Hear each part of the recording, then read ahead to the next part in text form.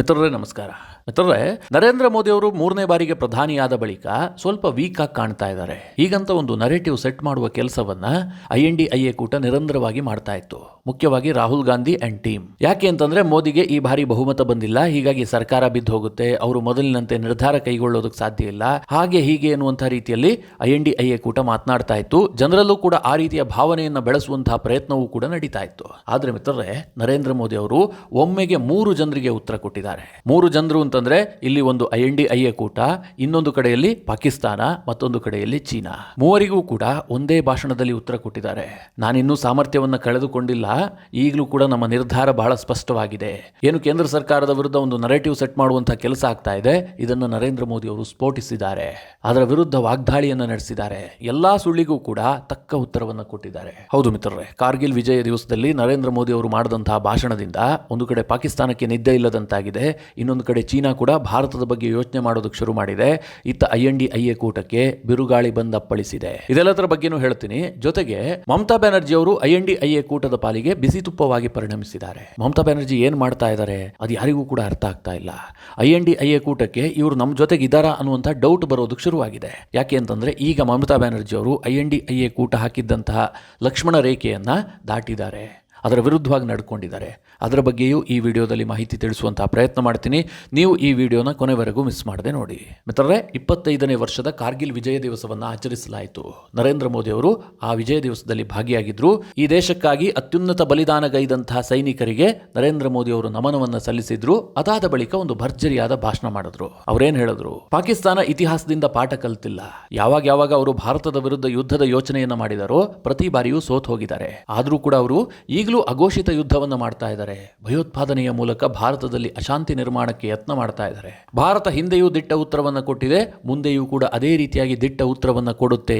ನಮ್ಮ ಸೈನಿಕರು ಸಶಕ್ತರಾಗಿದ್ದಾರೆ, ಹೀಗಂತ ನರೇಂದ್ರ ಮೋದಿ ಅವರು ಮಾತನಾಡಿದ್ರು. ಮಿತ್ರರೇ, ಪಾಕಿಸ್ತಾನಕ್ಕೆ ಈಗ ಒಂದು ಯುದ್ಧದ ಭಯ ಇದ್ದೇ ಇದೆ. ಯಾಕೆ ಅಂತಂದ್ರೆ ಜಮ್ಮು ಕಾಶ್ಮೀರದಲ್ಲಿ ನಿರಂತರವಾಗಿ ಉಗ್ರ ಚಟುವಟಿಕೆ ಜಾಸ್ತಿ ಆಗ್ತಾ ಇದೆ. ಇದಕ್ಕೆ ಭಾರತ ಯಾವಾಗ ಬೇಕಾದರೂ ಪ್ರತೀಕಾರವನ್ನು ತೀರಿಸಿಕೊಳ್ಳಬಹುದು ಅನ್ನುವಂತಹ ಆತಂಕದಲ್ಲಿ ಪಾಕಿಸ್ತಾನ ಇದ್ದೇ ಇದೆ.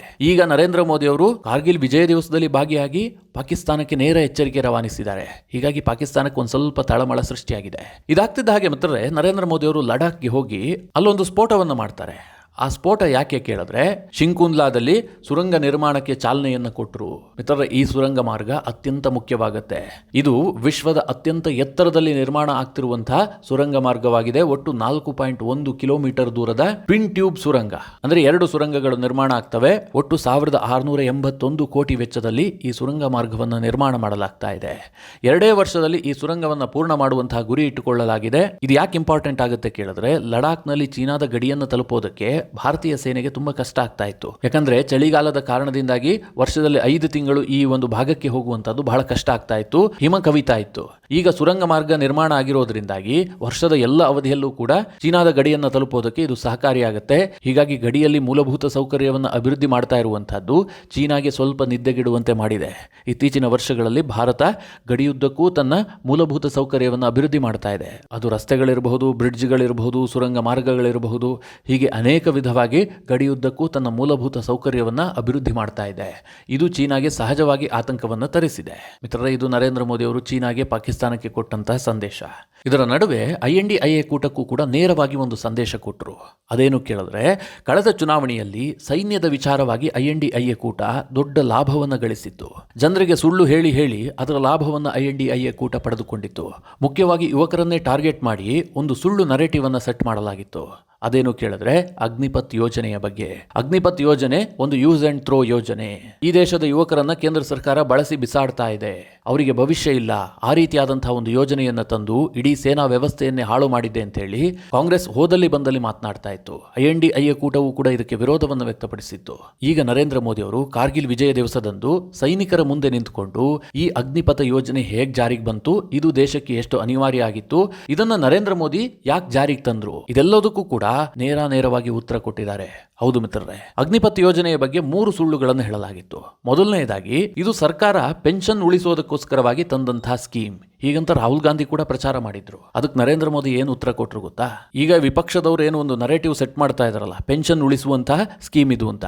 ಒಂದು ವೇಳೆ ಪೆನ್ಷನ್ ಉಳಿಸೋದಾಗಿದ್ರೆ ನರೇಂದ್ರ ಮೋದಿ ಈಗ ಯಾಕೆ ಈ ಯೋಜನೆಯನ್ನ ತರ್ತಾ ಇದ್ರು? ಪೆನ್ಷನ್ ಉಳಿಸುವಂತಹ ವಿಚಾರ ಮುಂದಿನ 30-35 ವರ್ಷಗಳ ನಂತರದ್ದು. ಮುಂದೆ 30 ವರ್ಷಗಳ ನಂತರ ಪೆನ್ಷನ್ ಉಳಿಯುತ್ತೆ ಅಂತ ಈಗ ನಾನು ಯಾಕೆ ಆ ಸ್ಕೀಮ್ ಅನ್ನು ತರ್ತಾ ಇದ್ದೆ? ಆಗ ನರೇಂದ್ರ ಮೋದಿಗೆ 105 ವರ್ಷ ಆಗಿರುತ್ತೆ, ನರೇಂದ್ರ ಮೋದಿ ಸರ್ಕಾರ ಇರುತ್ತಾ? ಹೀಗಂತ ನರೇಂದ್ರ ಮೋದಿ ಪ್ರಶ್ನೆ ಕೇಳಿದ್ರು. ಇದು ಪೆನ್ಷನ್ ಉಳಿಸೋದಕ್ಕೋಸ್ಕರವಾಗಿ ತಂದಂತಹ ಸ್ಕೀಮೇ ಅಲ್ಲ. ಇದರ ಲಾಭ ನಮ್ಮ ಸರ್ಕಾರಕ್ಕೆ ಆಗೋದೂ ಇಲ್ಲ. ಮುಂದೆ ಯಾವ ಸರ್ಕಾರ ಇರುತ್ತೋ ಅವ್ರಿಗೆ ಆಗಬಹುದು. ಇನ್ನು ಮುಂದಿನ 30 ವರ್ಷದ ನಂತರ ಲಾಭ ಆಗುತ್ತೆ ಅಂತ ನರೇಂದ್ರ ಮೋದಿ ಯಾಕೆ ರಿಸ್ಕ್ ತೆಗೆದುಕೊಳ್ತಾ ಇದ್ದಾರೆ? ಅರ್ಥ ಮಾಡ್ಕೊಳ್ಳಿ ಅಂತ ಹೇಳಿ ನರೇಂದ್ರ ಮೋದಿ ನೇರವಾಗಿ ಪ್ರಶ್ನೆ ಮಾಡಿದ್ರು. ಎರಡನೇದಾಗಿ ಮಿತ್ರರೇ, PM ನರೇಂದ್ರ ಮೋದಿ ಅವರು ತಂದಂತಹ ಸ್ಕೀಮ್ ಇದು ಯಾರ ಬಳಿಯೂ ಚರ್ಚಿಸಿಲ್ಲ, ಏಕಪಕ್ಷೀಯವಾಗಿ ಜಾರಿ ಮಾಡಿದ್ದಾರೆ, ಹೀಗಂತ ಒಂದು ಆರೋಪ ಇತ್ತು. ಇದಕ್ಕೂ ನರೇಂದ್ರ ಮೋದಿ ಮಾತನಾಡ್ತಾ, ಅಗ್ನಿಪಥ ಯೋಜನೆ ನರೇಂದ್ರ ಮೋದಿಯ ತಲೆಯಲ್ಲಿ ಹುಟ್ಟಿದಂತಹ ಯೋಜನೆ ಅಲ್ಲ. ಬಹಳ ವರ್ಷಗಳಿಂದಲೂ ಕೂಡ ಈ ಬಗ್ಗೆ ಚರ್ಚೆ ಇತ್ತು. ಈ ದೇಶದ ಸೇನೆಗೆ ಯುವಕರು ಸೇರ್ಕೊಳ್ಬೇಕು, ಸೈನಿಕರ ವಯಸ್ಸು ಕಡಿಮೆ ಇರಬೇಕು, ಇದು ಅವಶ್ಯಕ ಅಂತ ಹೇಳಿ ಹಿಂದಿನಿಂದಲೂ ಕೂಡ ಚರ್ಚೆ ಇತ್ತು. ಇದನ್ನ ಕಾರ್ಯರೂಪಕ್ಕೆ ತರುವಂತಹ ಸಾಹಸವನ್ನ ಯಾರೂ ಮಾಡಿರಲಿಲ್ಲ. ಆದ್ರೆ ನರೇಂದ್ರ ಮೋದಿ ಅದನ್ನ ಮಾಡಿದ್ರು ಅಷ್ಟೇ. ಇದು ನರೇಂದ್ರ ಮೋದಿಯೇ ಹುಟ್ಟಾಕದಂತಹ ಯೋಜನೆ ಅಲ್ಲ ಅನ್ನೋದನ್ನು ಕೂಡ ಬಹಳ ಸ್ಪಷ್ಟವಾಗಿ ಹೇಳಿದ್ರು. ಮೂರನೇದಾಗಿ ಯೂಸ್ ಅಂಡ್ ಥ್ರೋ ಅಂತ ಹೇಳಿ ದೊಡ್ಡ ಮಟ್ಟದಲ್ಲಿ ಚರ್ಚೆ ಆಗ್ತಾ ಇದೆ. ಇದೆಲ್ಲದಕ್ಕೂ ಕೂಡ ನರೇಂದ್ರ ಮೋದಿ ಅವರು ಉತ್ತರ ಕೊಟ್ಟರು. ಮಿತ್ರರೇ, ಈ ಅಗ್ನಿಪಥ ಯೋಜನೆ ಹುಟ್ಕೊಂಡಿದ್ದು ಕಾರ್ಗಿಲ್ ಯುದ್ಧ ಆದ ಬಳಿಕ. ಆ ರೀತಿಯಾದಂತಹ ಒಂದು ಯೋಜನೆಯನ್ನ ತರಬೇಕು ಅಂತ. ಹೇಗೆ ಅಂತ ಹೇಳ್ತೀನಿ ಕೇಳಿ. ಕಾರ್ಗಿಲ್ ವಿಜಯ ಸಿಕ್ತಿದ್ದ ಹಾಗೆ 3 ದಿನಕ್ಕೆ ಕೇಂದ್ರ ಸರ್ಕಾರ ಒಂದು ಕಮಿಟಿಯನ್ನು ರಚನೆ ಮಾಡುತ್ತೆ, ಕಾರ್ಗಿಲ್ ರಿವ್ಯೂ ಕಮಿಟಿ ಅಂತ. ಅಂದ್ರೆ ನಮ್ಮ ಸೈನ್ಯಕ್ಕೆ ಏನೇನ್ ಬೇಕು, ನಾವು ಎಷ್ಟು ಸುಧಾರಣೆಯನ್ನ ಕಂಡುಕೊಳ್ಳಬೇಕು, ಇದೆಲ್ಲದರ ಬಗ್ಗೆ ಒಂದು ರಿವ್ಯೂ ಮಾಡಿ ನಮಗೊಂದು ರಿಪೋರ್ಟ್ ಕೊಡಿ ಅಂತ ಹೇಳಿ ಕೇಂದ್ರ ಸರ್ಕಾರ ಹೇಳುತ್ತೆ. ಮಿತ್ರರೇ, ಆಗ್ಲೇ ಆ ಕಮಿಟಿ ಕೇಂದ್ರಕ್ಕೊಂದು ಶಿಫಾರಸು ಮಾಡಿತ್ತು. ನಮ್ಮ ದೇಶದಲ್ಲಿ ಏನ್ ಸೈನಿಕರಿದ್ದಾರೆ ಅವರ ಏಜ್ ಜಾಸ್ತಿ ಆಗಿರುತ್ತೆ, ಕಡಿಮೆ ಏಜಿನ ಯುವಕರು ಸೈನ್ಯಕ್ಕೆ ಸೇರ್ಬೇಕು, ಆ ರೀತಿಯಾದಂತಹ ಯೋಜನೆಯನ್ನ ತರಬೇಕು ಅಂತ ಹೇಳಿ ಅಂದೇ ಶಿಫಾರಸು ಮಾಡಲಾಗಿತ್ತು. ಆ ಹಿನ್ನೆಲೆಯಲ್ಲೇ ಮಿತ್ರರೇ ಅಗ್ನಿಪಥ್ ಯೋಜನೆ ಡೆವಲಪ್ ಆಗಿರುವಂತಹದ್ದು. ಈಗಲೂ ಅಗ್ನಿಪಥ್ ಯೋಜನೆಯನ್ನ ಯೂಸ್ ಅಂಡ್ ಥ್ರೋ ಅಂತ ಹೇಳಲಾಗುತ್ತೆ. Narendra Modi use and throw ಮಾಡ್ತಾ ಇದ್ದಾರೆ. ಕೇವಲ 4 ವರ್ಷ ಮಾತ್ರ ಯುವಕರನ್ನು ಸೇರಿಸ್ಕೊಳ್ತಾರೆ, ಸೇನೆಯಲ್ಲಿ ದುಡಿಸ್ಕೊಳ್ತಾರೆ, ನಂತರ ಅವರನ್ನ ಕೈ ಬಿಟ್ಬಿಡ್ತಾರೆ ಅಂತ. ಮಿತ್ರರೇ, ಖಂಡಿತವಾಗ್ಲೂ ಬಿಜೆಪಿ ಆ ನಿರ್ಧಾರವನ್ನ ಮಾಡಿಲ್ಲ. ಯಾಕೆ ಗೊತ್ತಾ? ಇವತ್ತು ಮಿತ್ರರೇ ಉತ್ತರಾಖಂಡ, ಛತ್ತೀಸ್ಗಢ, ಉತ್ತರ ಪ್ರದೇಶ, ಮಧ್ಯಪ್ರದೇಶ, ಒಡಿಶಾ ಇಲ್ಲೆಲ್ಲ ಬಿಜೆಪಿ ಆಡಳಿತ ಇದೆಯಲ್ಲ, ಈ ಎಲ್ಲಾ ರಾಜ್ಯದಲ್ಲಿ ಈ ಅಗ್ನಿಪಥ ಯೋಜನೆಯಿಂದ ಹೊರಬರುವಂತಹ ಅಗ್ನಿವೀರರು ಯಾರಿದ್ದಾರೆ ಅವರಿಗೆ ಮೀಸಲಾತಿಯನ್ನು ಕೊಡಲಾಗ್ತಾ ಇದೆ. 10% ಮೀಸಲಾತಿಯನ್ನು ಒದಗಿಸಲಾಗ್ತಾ ಇದೆ. ಅಲ್ಲಿನ ಪೊಲೀಸ್ ಇಲಾಖೆಗಳಲ್ಲಿ ಬೇರೆ ಬೇರೆ ಸೆಕ್ಟರ್ ನಲ್ಲಿ ಅವರಿಗೆ ಮೀಸಲಾತಿಯನ್ನು ಕೊಡಲಾಗ್ತಾ ಇದೆ. ಯಾಕೆ? ಅವರು ಟ್ರೈನಿಂಗ್ ಅನ್ನು ಪಡೆದಿರ್ತಾರೆ, ಸೇನೆಯಲ್ಲಿ ಕಾರ್ಯನಿರ್ವಹಿಸಿರ್ತಾರೆ, ಅವರಿಗೆ ಅಪಾರ ಅನುಭವ ಇರುತ್ತೆ. ಅಂತವ್ರನ್ನ ರಾಜ್ಯಗಳ ಸೇವೆಯಲ್ಲಿ ಬಳಸ್ಕೊಳ್ಬೇಕು ಅಂತ ಅಲ್ಲಿನ ಸರ್ಕಾರಗಳು ತೀರ್ಮಾನ ಮಾಡಿದವೆ. ಇಲ್ಲಿ ಯಾರು ಅಗ್ನಿವೀರರಾಗಿ ಹೊರಹೊಮ್ಮುತ್ತಾರೆ ಅವರಿಗೆ ಮುಂದೆಯೂ ಕೂಡ ಉದ್ಯೋಗಾವಕಾಶಗಳಿರುತ್ತೆ. ಜೊತೆಗೆ CAPF ಮತ್ತು ಅಸ್ಸಾಂ ರೈಫಲ್ಸ್ ನಲ್ಲೂ ಕೂಡ 10% ಮೀಸಲಾತಿಯನ್ನು ಘೋಷಣೆ ಮಾಡಲಾಗಿದೆ. ಇದರ ಅರ್ಥ ಏನು ಕೇಳಿದ್ರೆ ಬಿಜೆಪಿ ಆಗಿರಬಹುದು, ಸೇನೆ ಆಗಿರಬಹುದು, ಎಲ್ಲೂ ಕೂಡ ಈ ಯೋಜನೆಯನ್ನ ಯೂಸ್ ಅಂಡ್ ಥ್ರೋ ಮಾಡಿಕೊಂಡಿಲ್ಲ. ಆದರೆ ಮಿತ್ರರೇ, INDIA ಕೂಟ ಇರುವಂತಹ ಎಲ್ಲಾ ರಾಜ್ಯಗಳಲ್ಲೂ ಕೂಡ, ಅದು ಕಾಂಗ್ರೆಸ್ ಆಗಿರಬಹುದು ಅಥವಾ ಅದರ ಮಿತ್ರ ಪಕ್ಷಗಳಾಗಿರಬಹುದು, ಎಲ್ಲೂ ಸಹ ಅಗ್ನಿಪಥ ಯೋಜನೆಯ ಒಬ್ಬನೇ ಒಬ್ಬ ಅಗ್ನಿವೀರನಿಗೂ ಕೂಡ ಯಾವುದೇ ರೀತಿಯಲ್ಲಿ ಉದ್ಯೋಗ ಕೊಡುವಂತಹ ಭರವಸೆಯನ್ನು ಕೊಟ್ಟಿಲ್ಲ, ಯಾರೂ ಮೀಸಲಾತಿಯನ್ನು ಕೊಟ್ಟಿಲ್ಲ. ಹಾಗೆ ನೋಡಕ್ ಹೋದ್ರೆ ರಾಹುಲ್ ಗಾಂಧಿ ಹೇಳ್ತಾರಲ್ಲ, ಇದು ಬಳಸಿ ಬಿಸಾಡುವಂತಹ ಯೋಜನೆ ಅಂತ. ಹಾಗಿದ್ರೆ ಬಿಜೆಪಿ ಸರ್ಕಾರಗಳು ಯಾಕೆ ಮೀಸಲಾತಿಯನ್ನು ಕೊಡಬೇಕಾಗಿತ್ತು? ಕಾಂಗ್ರೆಸ್ ಸರ್ಕಾರಗಳು ಅದನ್ನು ಕೊಡಬೇಕಾಗಿತ್ತಲ್ವಾ? ಈಗ ಸಿದ್ದರಾಮಯ್ಯನವ್ರ ಸರ್ಕಾರ ಏನಾದ್ರು ಕೊಡ್ತಾ ಇದೆಯಾ? ಅಗ್ನಿಪಥ ಯೋಜನೆಗೆ ನಾವು 10% ಮೀಸಲಾತಿ ಕೊಡ್ತೀವಿ ಅಂತ? ಇಲ್ಲ ತಾನೆ. ಆದ್ರೂ ಕೂಡ ಇವತ್ತಿಗೂ ಸುಳ್ಳು ನರೇಟಿವ್ ಅನ್ನು ಸೆಟ್ ಮಾಡುವಂತಹ ಕೆಲಸವನ್ನ ವಿಪಕ್ಷದವರು ಮಾಡ್ತಾ ಇದ್ದಾರೆ. ಇದೆಲ್ಲ ಸುಳ್ಳು ಆರೋಪಗಳಿಗೆ ನರೇಂದ್ರ ಮೋದಿ ಅವರು ಕಾರ್ಗಿಲ್ ವಿಜಯ ದಿವಸದಂದೇ ಸೈನಿಕರ ಮುಂದೆ ಉತ್ತರ ಕೊಟ್ಟಿದ್ದಾರೆ. ಮಿತ್ರರೇ, ಇದಕ್ಕೆ ಮುಂದುವರೆದು ನರೇಂದ್ರ ಮೋದಿ ಅವರು ಒಂದು ಮಾತು ಹೇಳಿದ್ರು. ಇವತ್ತು ವಿಪಕ್ಷದವರು ಸೈನ್ಯದ ವಿಚಾರದಲ್ಲಿ ರಾಜಕಾರಣ ಮಾಡ್ತಾ ಇದ್ದಾರೆ. ಇದಕ್ಕೆ ಕಾರಣ ಏನು ಕೇಳಿದ್ರೆ ಅವರಿಗೆ ಸೈನಿಕರ ಬಗ್ಗೆ ಇರುವಂತಹ ಮನಸ್ಥಿತಿ. ಅವ್ರೇನ್ ಅನ್ಕೊಂಡಿದ್ದಾರೆ? ಸೈನ್ಯ ಇರೋದೇ ನೇತಾರರಿಗೆ ಸಲಾಂ ಹೊಡೆಯೋದಕ್ಕೆ, ಅಂದ್ರೆ ರಾಜಕೀಯ ನಾಯಕರುಗಳಿಗೆ ಸಲಾಂ ಹೊಡೆಯೋದಕ್ಕಿರೋದು, ಜೊತೆಗೆ ಪೆರೇಡ್ ಮಾಡೋದಕ್ಕಿರೋದು. ಅದರ ಆಚೆಗೆ ಅವರಿಗೆ ಸೈನ್ಯದ ಬೆಲೆ ಗೊತ್ತಿಲ್ಲ. ಆದ್ರೆ ನಾವೇನ್ ನಂಬ್ಕೊಂಡಿದ್ದೀವಿ ಅಂತಂದ್ರೆ 140 ಕೋಟಿ ಭಾರತೀಯರ ನಂಬಿಕೆಯೇ ನಮ್ಮ ಸೇನೆ. ಹಾಗೆ 140 ಕೋಟಿ ಭಾರತೀಯ ಶಾಂತಿಯ ಗ್ಯಾರಂಟಿ, ಜೊತೆಗೆ ಈ ದೇಶದ ಗಡಿಯ ಸುರಕ್ಷತೆಯ ಗ್ಯಾರಂಟಿಯು ನಮ್ಮ ಸೇನೆ ಅಂತ ನಾವು ನಂಬ್ಕೊಂಡಿದ್ದೀವಿ. ಹೀಗಂತ ನರೇಂದ್ರ ಮೋದಿ ಅವರು ಸೈನ್ಯದ ಬಗ್ಗೆ ಮಾತನಾಡಿದ್ದಾರೆ. ಮಿತ್ರರೇ, ಅಗ್ನಿಪಥ ಯೋಜನೆಯ ಬಗ್ಗೆ ಏನೆಲ್ಲ ಸುಳ್ಳು ಹರಡಲಾಗ್ತಾ ಇತ್ತು ಅದೆಲ್ಲದಕ್ಕೂ ಕೂಡ ನರೇಂದ್ರ ಮೋದಿ ಅವರು ಉತ್ತರ ಕೊಟ್ಟಿದ್ದಾರೆ. ನರೇಂದ್ರ ಮೋದಿ ಅವರು ಈ ಬಗ್ಗೆ ಮಾತನಾಡಿದ್ದಾರೆ. ಎಲ್ಲರ ಮನಸ್ಸಿನಲ್ಲಿದ್ದಂತಹ ಅಗ್ನಿಪಥ ಯೋಜನೆಯ ಬಗೆಗಿನ ಪ್ರಶ್ನೆಗಳಿಗೆ ಉತ್ತರಿಸಿದ್ದಾರೆ. ಇನ್ನು ಈ ಬಗ್ಗೆ ಯಾವುದೇ ಪ್ರಶ್ನೆಗಳು ಉದ್ಭವಿಸುವುದಿಲ್ಲ ಅಂತೇನಿಲ್ಲ. INDIA ಕೂಟ ಮುಂದೆಯೂ ಕೂಡ ಅಗ್ನಿಪಥ ಯೋಜನೆಯನ್ನು ವಿರೋಧಿಸುತ್ತೆ. ಅದರ ಬಗ್ಗೆ ಸುಳ್ಳು ಹೇಳುವಂತಹ ಪ್ರಯತ್ನಗಳು ಹೀಗೆ ಮುಂದುವರಿತಾ ಇರುತ್ತೆ. ಮಿತ್ರರೇ, ಇದೆಲ್ಲ ಒಂದು ಭಾಗ. ಇನ್ನೊಂದು ಕಡೆ ಈ INDIA ಕೂಟದಲ್ಲೇ ಬಿರುಕು ದಿನೇ ದಿನೇ ಎದ್ದು ಕಾಣೋದಕ್ಕೆ ಶುರುವಾಗಿದೆ. ನಿಮ್ಗೆ ಹಿಂದಿನ ವಿಡಿಯೋದಲ್ಲಿ ತಿಳಿಸಿದ್ದೆ, ಮಮತಾ ಬ್ಯಾನರ್ಜಿ ರಾಹುಲ್ ಗಾಂಧಿಯನ್ನ ಮಾತ್ರ ನಾಯಕ ಅಂತ ಬಿಂಬಿಸೋದನ್ನ ಇಷ್ಟಪಡ್ತಾ ಇಲ್ಲ. ಅವರು ಅಭಿಷೇಕ್ ಬ್ಯಾನರ್ಜಿ ಕೂಡ ನಮ್ಮ ನಾಯಕ ಅಂತ ಹೇಳೋದಕ್ಕೆ ಹೊರಟಿದ್ದಾರೆ ಅಂತ. ಇನ್ನೊಂದು ಕಡೆ ಅಖಿಲೇಶ್ ಯಾದವ್ ಅವರನ್ನ ಕೂಡ ಪಶ್ಚಿಮ ಬಂಗಾಳಕ್ಕೆ ಕರೆದು ರ್ಯಾಲಿಯನ್ನ ಮಾಡಿದ್ದಾರೆ. ಅಂದರೆ Rahul Gandhi one man army ಆಗೋದು ಮಮತಾ ಬ್ಯಾನರ್ಜಿಗೆ ಇಷ್ಟ ಇಲ್ಲ ಅಂತ.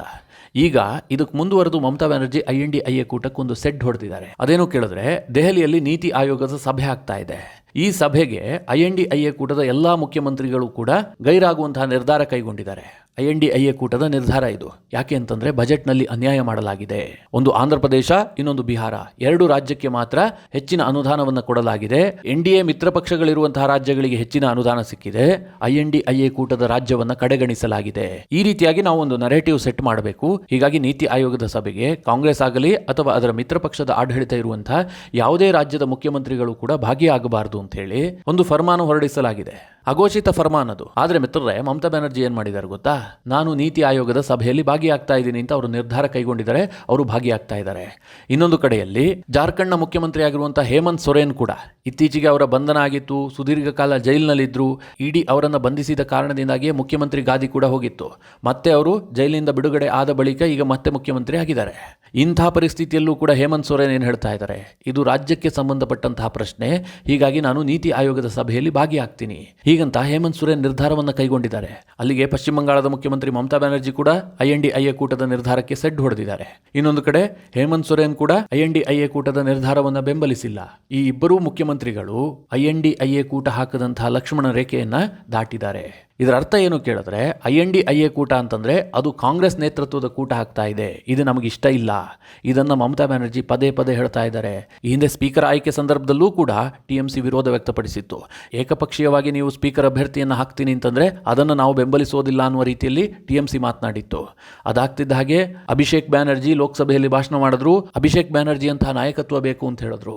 ಈಗ ಮಿತ್ರರೇ, ನೀತಿ ಆಯೋಗಕ್ಕೆ ಯಾರೂ ಹೋಗೋದಿಲ್ಲ ಅಂತ INDIA ಕೂಟ ತೀರ್ಮಾನ ಕೈಗೊಂಡ್ರೆ ಅದರ ವಿರುದ್ಧವಾಗಿ ಮಮತಾ ಬ್ಯಾನರ್ಜಿ ನಿಂತ್ಕೊಂಡಿದ್ದಾರೆ. ಅಂದ್ರೆ INDIA ಕೂಟದಲ್ಲಿ ಮಮತಾ ಬ್ಯಾನರ್ಜಿ ಅವರನ್ನು ಸಂಭಾಳಿಸುವಂತಹದ್ದು ಬಹಳ ಕಷ್ಟ ಆಗ್ತಾ ಇದೆ. ಅವರು ಹೇಳಿದ ಮಾತನ್ನ ಕೇಳುವಂತಹ ನಾಯಕಿ ಅಲ್ವೇ ಅಲ್ಲ. ಮಿತ್ರರೇ, ಈ ಎಲ್ಲಾ ಬೆಳವಣಿಗೆಗಳ ಬಗ್ಗೆ ನಿಮಗೆ ಏನನ್ಸುತ್ತೆ? ನಿಮ್ಮ ಅನಿಸಿಕೆ ಅಭಿಪ್ರಾಯವನ್ನು ಕಮೆಂಟ್ ಮಾಡುವ ಮೂಲಕ ನಮಗೆ ತಿಳಿಸಿ.